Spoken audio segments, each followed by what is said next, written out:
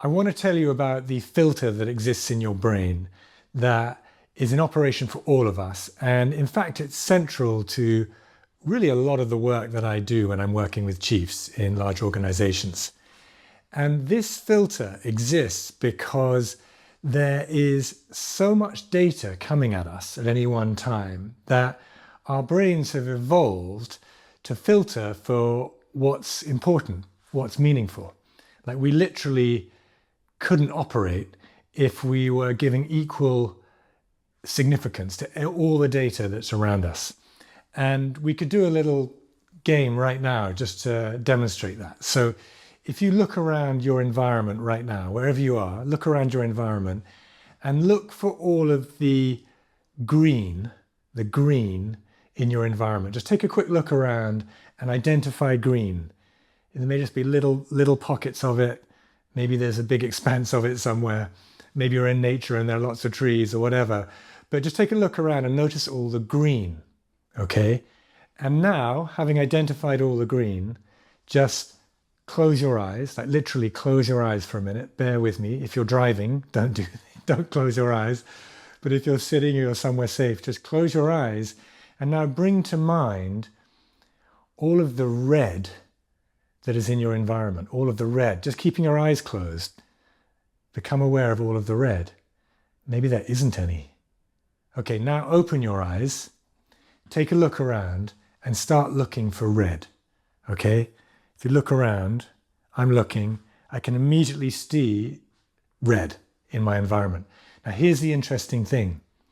When your eyes were closed, did you think there was any red in your environment? You may have thought, no, there's absolutely none. I don't think there's any red around me. You open your eyes and you start to see it. And the reason you didn't see it before is because I gave the instruction to your brain, look for green. And then what happened was your brain started to evidence green in the environment and it literally filtered out everything else, or most of everything else. It filtered out the red. So to your brain in that moment, red didn't really exist, even though it was actually there in plain sight. And this is really important to understand about how our brains work.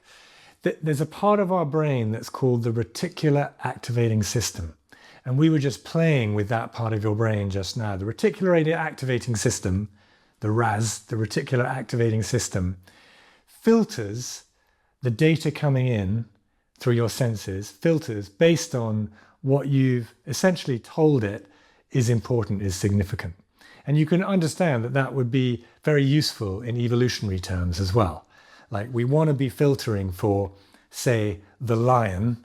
We want our brain to be on high alert for lions as we're walking down to the river to collect water, in my fantasy of what we were doing back in prehistoric times.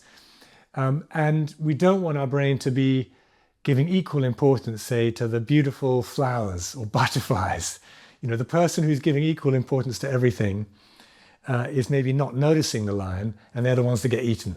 I mean, that's a little bit simplistic, but you get the point, the evolutionary necessity to be able to filter for what's important. Now, how does this play out then in terms of our kind of day-to-day lives and in terms of our psyches? Well, what I point to is that we're giving information to our brains all the time. We're talking to ourselves all of the time, even if unconsciously. We're giving information to our brains all of the time about what's important. And the way that might look is, for example, we might have an internal narrative that we might not even be aware of that goes something like, what are all the ways that I'm messing up at the moment? Or what are all the ways that I'm not doing well enough right now? Now, our brain is going to filter then for that. It's going to evidence that.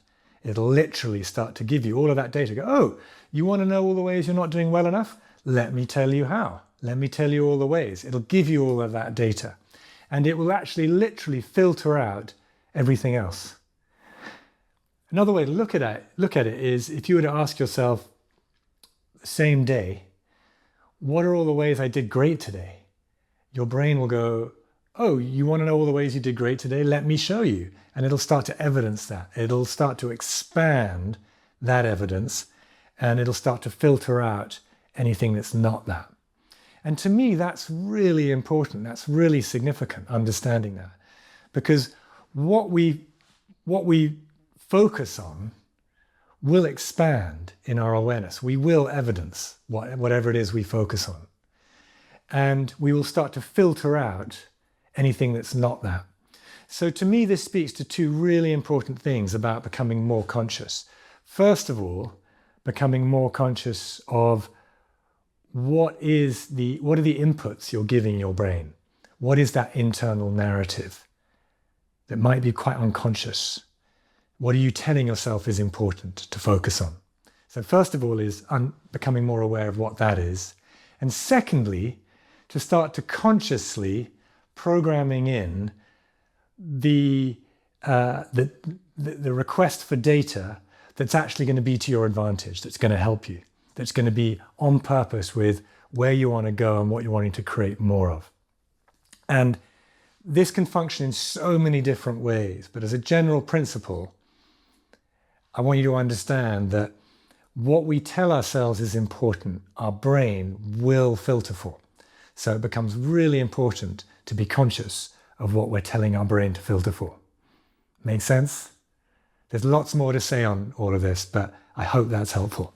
Your brain has a filter, and you get to determine what it's filtering for.